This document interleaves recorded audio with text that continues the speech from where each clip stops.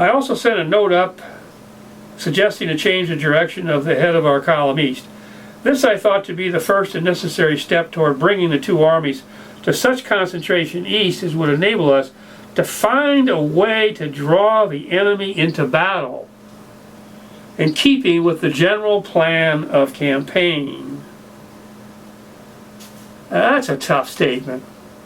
And this is the buffs have argument about Longstreet's ideas that, in keeping with his idea of defensive battle, fighting a defensive battle, he tells us we're going to bring the two armies to such concentration east as would enable us to find a way to draw the enemy into battle in keeping with the general plan of campaign. Well, I have to tell you, ladies and gentlemen, that in terms of military science, given the circumstances of the case, it's absolutely silly and ridiculous to suggest that General Lee's army of 85,000 men and 20,000 animals and 20 miles of trains are going to be able to, quote, find a way to draw the enemy into battle in keeping with the general plan of campaign. We can draw them into battle, as we do on July the 1st, but we did it offensively. And Longstreet wants us to do it defensively. And what he wants us to do is, he wants us to somehow think about it. At that particular time,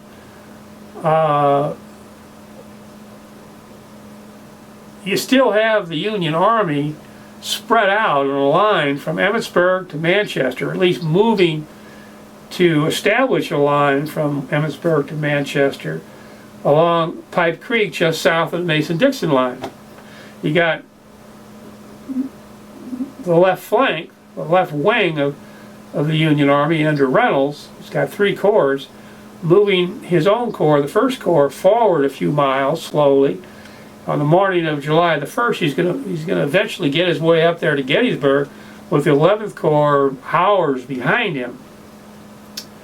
So where exactly is it, General Longstreet, that you expect us to find a way to draw the enemy into battle in a defensive battle, which means that we're gonna somehow maneuver so that we can get set, like that rock that you talked about, behind barricades, natural barricades, and await attack.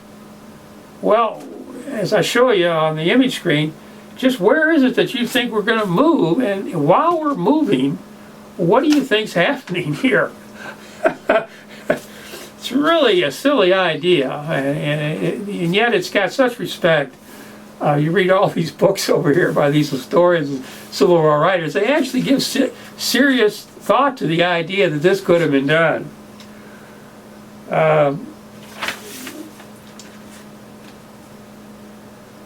All right, then he goes on to say something that makes little sense to me, other than to express his ignorance as a statistician. Quote, by the report of the scout, we found that the march of Ewell's east wing had failed of execution and of the effect designed. Now remember, in General Lee's final report, he's trying to tell us that the march of Ewell's east wing, the effect designed was to prepare for this march toward Harrisburg. If in fact the design of the march of Ewell's wing was to induce the commander of the Union Army to disperse toward the northeast to block it, to counter it, then it certainly was extremely successful. And of course the information that's coming from the scout is arriving 10 hours late. In other words, what in fact is the Union Army doing in these last 10 hours? The only thing that could be, besides dispersing, would be to cross Turner's Gap into the Cumberland Valley. The only effect that would be is that they would be out of position, wouldn't they? they would have now opened the door to General Lee's immediate movement directly toward Washington on the east side of the mountains. It's really impossible, frankly. I mean, there's just no legitimate basis to suggest otherwise that the Union Army would have ever moved west of the South Mountain in this situation. President Lincoln never would have allowed it, because it would be uncovering the direct road to Washington. For that reason alone, if you are in the position of General Lee, there isn't any reason why you should be concerned that, you know, your, quote, communications, unquote, are going to be threatened by a movement of the enemy into the Cumberland Valley, even if you intended to have communications with the Potomac, which General Lee clearly did not have intention.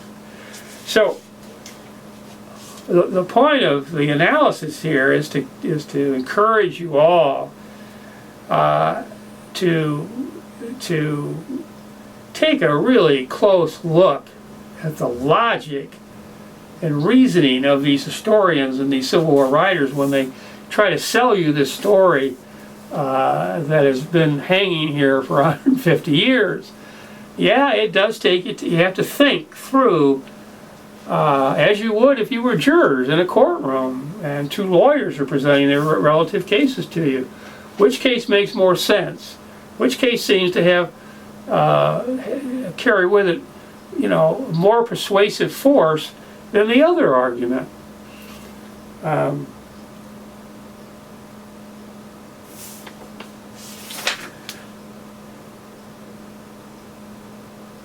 Okay, we found the report of the scout.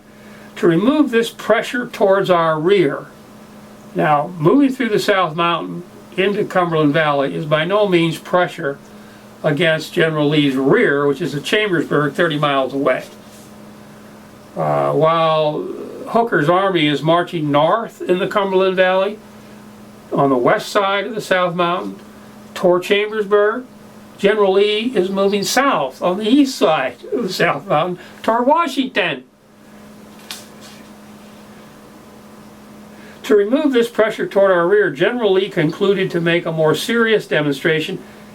What could be more serious than sending Early all the way to Wrightsville? And force the enemy to look eastward. Now remember, it's already doing that. Meade is taking command about 8 o'clock in the morning on the 28th, and by noon he's ordered this movement toward the northeast. With this view, Lee changed direction of the proposed march to Harrisburg by counter orders on the night of the 28th, calling concentration east of the mountains at Cashtown. And his troops began their march under the last orders on the 29th. Now, that business about calling concentration east of the mountains at Cashtown, that's a heavy issue, ladies and gentlemen. Obviously, the entire battle and its outcome depends upon the accuracy of that statement, the truth of that matter. Because, and Ewell, as I read to you earlier in the other videos in his official report, talks about receiving instructions to move toward Cashtown. And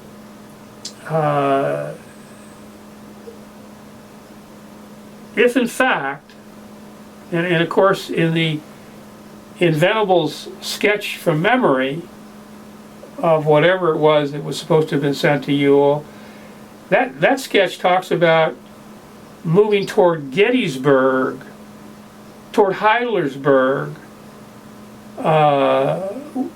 with the idea of once at Heidlersburg, you might move toward Gettysburg or you might move toward Cashtown. And so this confusion, this ambiguity in the evidence over exactly what it was that Ewell received as an instruction determines Ewell's culpability for the failure of Johnston's division to be connected with Rhodes and Early on the first day when the Union forces were consolidating on Cemetery Hill. Because if he was instructed to move toward Cashtown, then it makes sense why Johnston's division, as I show you on this Google image screen, went way out of its way because it was moving toward cash down.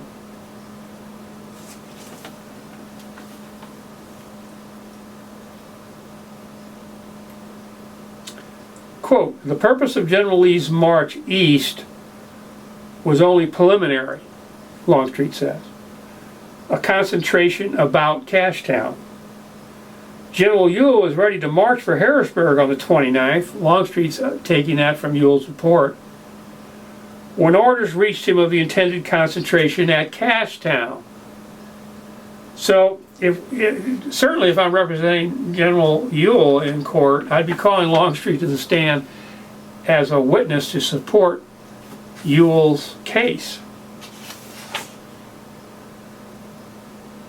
But what did Longstreet really know? That's where the cross-examination comes in.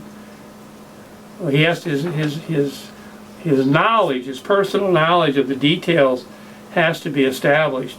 And it isn't done simply because he gratuitously wants to tell us that this is the way it was. And now he's out of the loop, remember. I mean, this is General Lee's show. This is General Lee's army. And Longstreet isn't standing there wedded to his hip through every minute of the hours that pass. So he does not have personal knowledge of what actually General Lee has been doing. And he tells us something about Hill here that's irrelevant. General Hill decided to go beyond Cashtown on the 1st to ascertain as to the enemy reported at Gettysburg. He gave notice of his intentions to General Ewell and sent back to the commanding general to have Anderson's division sent forward. He was at Cashtown with Hess and Pender's division and their batteries. Now that's a heavy paragraph. General Hill decided on his own to go to Cashtown? To go beyond Cashtown? No. No. Now if you read General Hill's official report, he certainly doesn't say that. And if you read it objectively, it seems pretty obvious that he was instructed by General Lee to go beyond Cashtown toward Gettysburg. And it is apparently correct to say that a message did reach Ewell on his march from Carlisle toward Heidelberg from Hill, telling Ewell that Hill was moving toward Gettysburg, and it's that reason that Ewell moved toward Gettysburg rather than moving toward Cashtown. But of course, a day earlier he had already ordered Johnson to move down the west side of the South Mountain in the Cumberland Valley toward Chambersburg, so it was too late to get Johnson in the loop. Another line, General Lee's orders called his troops on converging lines toward Cashtown. Well, where does Longstreet get this? We don't have his orders. He's certainly not relying on the orders because we don't have evidence of the orders. But Lee's orders did not contemplate immediate movements beyond Cashtown. So Longstreet's laying this responsibility on A.P. Hill, who was killed in 1865. And the only evidence we have of Hill's connection to General Lee is Hill's official report. So in terms of reasonableness, ladies and gentlemen, it really does seem plain that General Lee instructed Hill to keep moving forward toward Gettysburg. Okay, General Lee was in his usual spirits the morning of the 1st and called me to ride with him. My column encountered the division of Johnson cutting in on our front with all of Ewell's reserve and supply trains. Now in the other videos you can recall that's an issue, isn't it? Apparently it's confusing because you got this fella here This is Jacob Hoke, a citizen of Chambersburg, who wrote this tome called The Great Invasion, Gettysburg. And he wrote it 1887. And he's emphatic about the idea that these trains of Ewell's went trundling through Gettysburg, through Chambersburg, through the town square of Chambersburg, and out onto the road leading toward the Cashtown Gap through the entire night of the 30th. And all day, apparently, into the late day on the 29th. And yet, Longstreet's given us the impression that these trains were with Johnson. So that means this road from Shippensburg to Fayetteville that cuts into the Cashtown Gap about 8 miles east of Chambersburg not only had Johnson's infantry marching on it, but had 17 miles of train on it, and that all of that entered this gap. And he's pretty clear about that. The First Corps halted and directed that Johnson's division and train should pass. At this point, Longstreet dismounted, and I suspect at this point that General Lee moved on. Quote, after a little time, General Lee proposed that we should ride on, and soon we heard reports of cannon. The fire seemed to be beyond Cashtown, and as it increased, he left me and rode faster to the front. So Longstreet, as a precipient witness, has limited windows of observation here. At 5 o'clock on the morning of July 1, Hill marched toward Gettysburg with Heth and Pender. Now, Hill didn't do that without General Lee aware of it. Now let's get to the second day. This will be the last part of this long book. I appreciate your patience. Okay, Cashtown, General Lee found that Hill had halted his division under Anderson. Longstreet tells us that Anderson wrote Longstreet a letter after the war. And in this letter, which I don't have a copy of, ladies and gentlemen, and I don't know where you're going to find it, he says Anderson tells Longstreet that he met with Lee. And this is the historian sees upon this as another predicate in their theory. Lee said to himself more to me, quote, I cannot think what has become of Stuart, unquote. I ought to have heard from him by now. He may have met with disaster, I hope not. In the absence of reports from him, I am in ignorance as what we have in front of us here. Well, as a practical matter, General Lee certainly would have been in ignorance, as any general under the circumstances would have been, of precisely what the force was. But he would know that, as a matter of fact, as the result of his throwing out Ewell's Corps across Adams County all the way to the Susquehanna at Wrightsville, that the enemy commander necessarily would have to react to that by spreading his force in the same direction.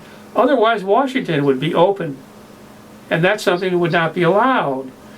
And at the same time, because he's delayed so long, he's just hanging out, he's hovering there at the mouth of the Cashtown Gap, the enemy would tend to come up tentatively to try to find out what's going on, and his intent is to, whatever that size force is, it probably will be less than the strength of the force that he's bringing down from two directions to collapse.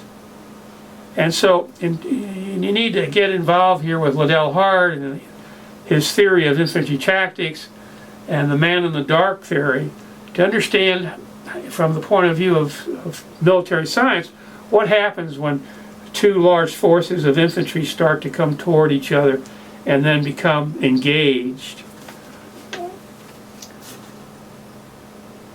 Okay, Longstreet tells us that when he arrived at Lee's side at this time, the Union forces are falling back through Gettysburg to Cemetery Hill.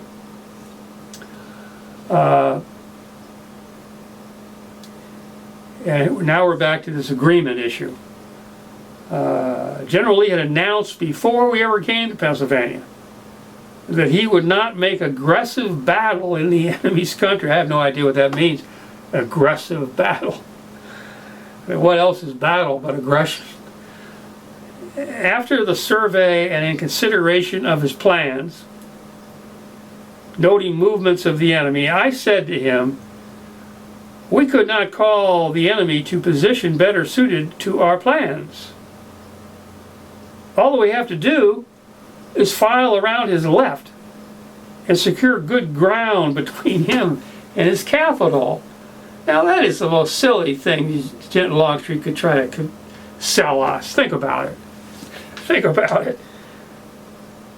All that you've learned so far, think about it. All that we have to do is file around his left and secure good ground between him and his capital. We're going to file around the enemy's left. You just told us we don't know the strength of this enemy that's coming up in our front. And just, you know, in what space, what corridor of geography is it, General, that you expect us to file in a column which is going to be 20 miles long around his left? And then where are we going to find this good ground? You look on these maps that I'll show you. Where are we going to find? Show us where you're going to find this good ground in this dynamic situation. And then the idea is there's going to be a great triumph if in fact we're able to accomplish this. File around his left, find the good ground, and use your corps as the rock, while the rest of the army protects your flanks, because nobody's going to break your lines. And that we give you that credit for that. But where's the triumph going to come from? How does that help you get any closer to Washington? So you repulse the enemy. Just as the enemy repulsed you for 3 days, you repulse the enemy at this other location that you found on the good ground. Well, why wasn't this ground good enough? Right here at Gettysburg. Instead of attacking Reynolds' front as it came up, why didn't you just, you know, let Reynolds and Howard collect themselves while you filed around to the left on McPherson's Ridge, one of these ridges closer to the gap, keeping the gap behind you, and just forming a defensive line right there at the gap? What's wrong with that ground? On one of those ridges. It's all a series of rolling ridges over that 8 miles of terrain right up to Gettysburg. So, giving you credit for your position, why do we got to march anywhere? We'll just stand here and wait. Wait for what? That's the problem, General. Wait for what? Wait for the entire Union Army to get concentrated? Do you think they're going to attack us before that army is fully concentrated and fully set? So now we're going to have this pitched battle in front of the Cashdown Gap, the eastern mouth of the Cashdown Gap, on one of these rolling ridges in this 8 miles of space between McPherson's Ridge and the Gap. And the enemy is going to attack us, which no doubt they will. And we're going to repulse them. Now, how is that going to translate into a triumph? How is that going to get us any closer to Washington?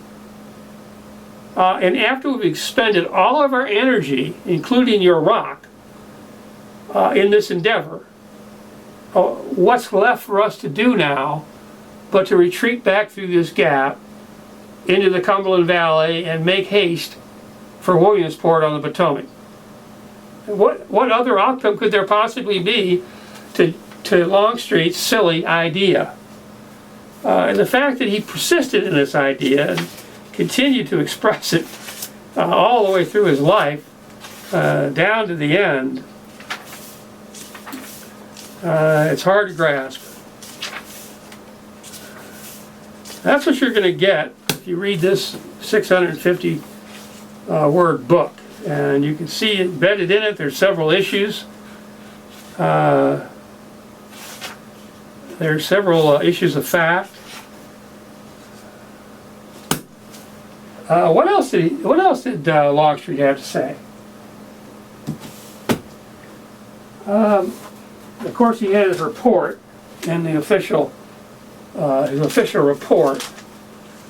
I didn't tell you in the earlier videos, I should have, that his division commanders, Lafayette McLaws and John Hood, did not file reports. He is the only one that spoke for his corps as to what happened. And remember, we had this issue of this march screen around with McLaw, with General Lee providing an officer to guide, and how General Lee's design didn't get carried out. Gettysburg, the second day, I go through that. I don't want to repeat all that, but just remind you that that was a significant issue, and we trial lawyers are definitely going to be suspicious of why it is that this witness does not have his division commanders, but why they got away without preparing reports. That was a requirement. That's the Army rules. The reason we have rules and regulations is we want a record of who did what, where, and when, and we got 2 division commanders here who didn't write reports. So we got to take Longstreet's word. Obviously, there's no chance for contradiction if nobody else writes a report. Now, he doesn't have much to say. I mean, he's got a long report, but in terms of our issues, it's just a few lines. On the night of the 28th, one of my scouts came in with information the enemy had passed Potomac and was probably in pursuit of us. No kidding. Pursuit of us. It ain't going to be going through Turner's Gap into the Cumberland Valley. It's going to be coming east. It's going to be coming north on the east side of the mountain. The scout was sent to Lee with the suggestion that our army concentrate east of the mountains and bear down to meet the enemy. Now that's not consistent with his idea that we're going to be, defensive here. That's exactly what General Lee does. And that's offensive, not defensive. So Longstreet's talking out of both sides of his mouth at different times in his life. The next thing he has to say is this, quote, I received orders on the following day to move part of my command to Greenwood. I moved there on the morning of the 30th. I got into camp at about 2 o'clock in the afternoon. On the next day, July the 1st, the troops set out for Gettysburg. Our march was delayed by Johnston's division, which came into the road from Shippensburg with the long wagon trains that followed him. Now, remember, we have not only Johnston has his own wagon train, but he's got Rhodes' wagon train, and he's got most of Early's wagon train. So this confusion about all these trains, I have to assume that some of those trains, 50% of them, must have gone directly down the road from Shippensburg to Chambersburg and then came around, while the train with Johnston was probably Johnston's own train. Just a terrible situation, there's no question about it. Unless we are going to concentrate at Cashtown, that's been the order, everybody understands it, then it begins to make a little bit more sense for Ewell to do what he did. But it's not clear from all the evidence that in fact that was the communication received. And it's hard to believe, it really is hard to believe. There's some kernel of truth in Venable's reconstruction of what happened. It's a hybrid thing. He's brought together different ideas and he's got them into one piece of paper, when in reality, they're sorted out. You got to sort them out. If you put yourself in General Lee's shoes, a reasonable person, under the circumstances of the case, would you want Ewell's trains to be in that gap, that important gap? Would you want Johnston's infantry to be in that gap? Well, if in fact you're going to concentrate at Cashtown, yes. But you've always had in your mind, General Lee, from way back in the winter of 1863, when you were still at Frederick, that Gettysburg was a spot on the map. It was the classic spot on the map for an encounter battle. It was going to be why Early was going to arrive, and why Rhodes was going to arrive, and why Hill was going to arrive. And to have Johnson mixed up in that, you know, that line in Venables' thing about how, you know, they better follow you. You better stay on the east side of the mountain. To me, that is certainly what I suggest a reasonable person in General Lee's shoes would be expecting these people to do. And it's the whole case, in a nutshell, right there. In terms of responsibility for the loss of the Battle of Gettysburg, that single issue is the whole case.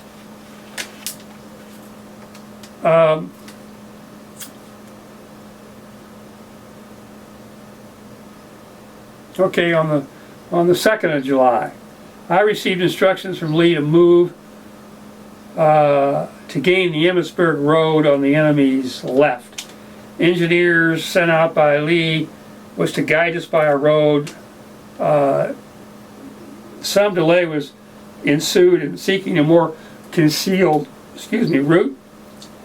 McLaws' division got into position opposite the enemy's left about 4 p.m. Hood's division was moved on further to our right and got into position, partially enveloping the enemy's left. Well, he just scooted right past all that, didn't he? Now later, in the what we call the Century magazine, and I think in the 1870s, Longstreet wrote an article. He again talked about, you know, how they had the agreement to make this defensive. About 11 o'clock on the morning of the 2nd, Lee ordered the march and put it under the conduct of his engineer officers. McLaws' division was in advance with Hood following. After marching some distance, there was delay in front. I rode forward. It was reported to me that part of the road revealed us to the Federal Signal Station on Round Top. To avoid that point, the direction of march was changed. I ordered Hood's division, then in the rear, to move on and double with the division in front, so as to save as much time as possible. I went forward to, again, deal with this myself. Well, so now we got two columns of two divisions that Longstreet wants us to believe are marching side by side, which is going to be his explanation, at least at the time he wrote this, for why Hood ends up in front of McLaws. Then we have the business about the Southern Historical Society papers. In the 1880s, I believe these things were published. The first thing that happened was that Longstreet's account in the Century magazine was republished in the historical papers, and it generated, you know, responses from various officers. And Longstreet, in this story, he added a letter he wrote. He wants us to believe that he wrote. We don't have a copy of it. On July 24, 1863, to his uncle. And he says, quote, "My idea was to throw ourselves between the enemy and Washington, select a strong position, and force the enemy to attack us," unquote. That's his idea. And I think if you ever travel this ground and read some of these primary sources and learn a little bit about military science, which isn't hard to do. There's some great books by Liddell Hart and by this Colonel Henderson, who wrote this 2-volume thing about Stonewall Jackson and the American Civil War. He also wrote a book called The Science of War. And they're real readable documents to anyone that's actually interested in this stuff. And I think at the end you'll have a hard time you'll have a hard time figuring out how to execute. Let's put it that way. Go ahead, I challenge all you buffs. How are you going to execute the plan? The simple plan that Longstreet is constantly telling us he had in his brain. We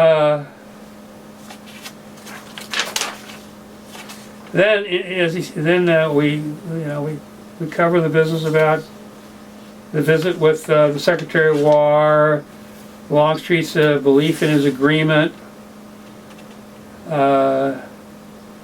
He goes on to say, quote, "I desire to have distinctly understood that while I first suggested to General Lee the idea of an offensive campaign, I was never persuaded to yield my argument against the Gettysburg campaign, except with the understanding that we were not to deliver an offensive battle, but to so maneuver that the enemy should be forced to attack us, and that our campaign should be one of offensive strategy, but defensive tactics. Upon this understanding, my assent was given, as if we needed his assent."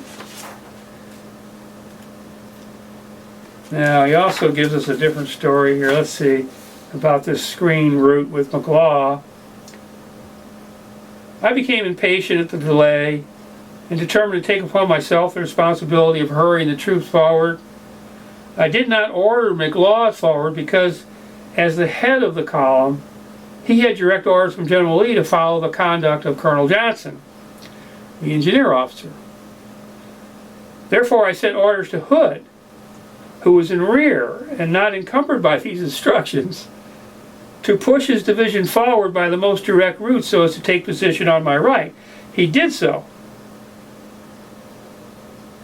And that's how Hood ends up in front of McLaw. And then he lays all this business on Hood now, who, we recall, never filed a report. "My orders from General Lee were to envelop the enemy's left and begin the attack there, following as near as possible the direction of the Emmitsburg Road." And then he spends time telling us about how Hood said, "Oh no, that's our right flank will be exposed. There's masses of enemy troops up there on Round Top, big Round Top. So we got to attack east, not north. And it's Hood's fault." See? And in fact,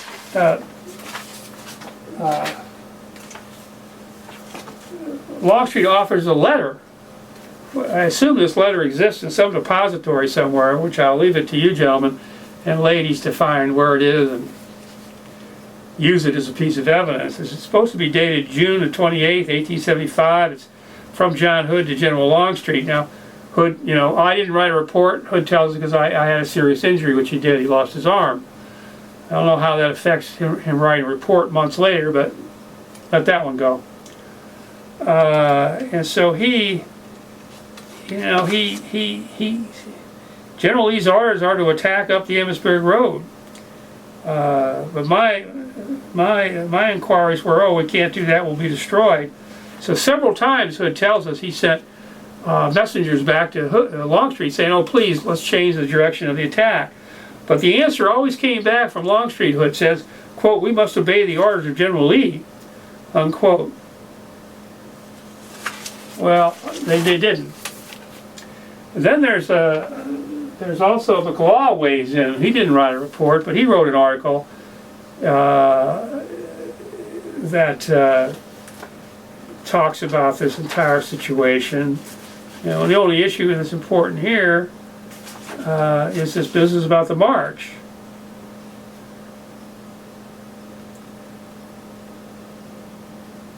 I met Longstreet.